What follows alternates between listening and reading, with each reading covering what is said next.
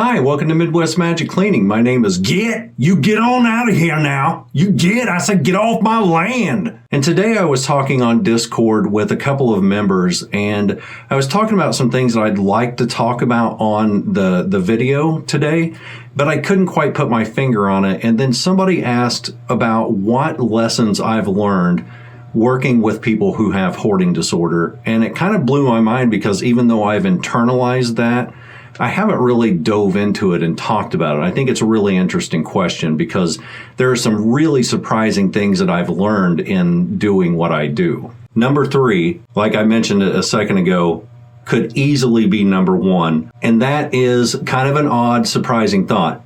Binary perceptions of the people you're working with are harmful to not only them, but to you. Always remember that during this process, they're going to go through both ups and downs. They are in a situation where, again, their environment is being changed, but also they're embarrassed. They're afraid, like we talked about in the first entry in this list. They're terrified, and they are bouncing back and forth between those negative emotions and the really up emotions. And that journey between the ups and downs can be mentally exhausting. And this one just blows my mind still to this day. I still haven't gotten past this in a lot of places that we help. Their value system is often way different than your value system.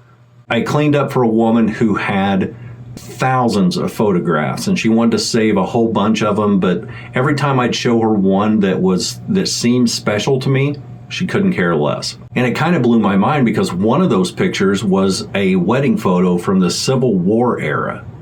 But the number one thing that I've learned in helping people with hoarding disorder, and this is a little bit sad, but your empathy must come with boundaries.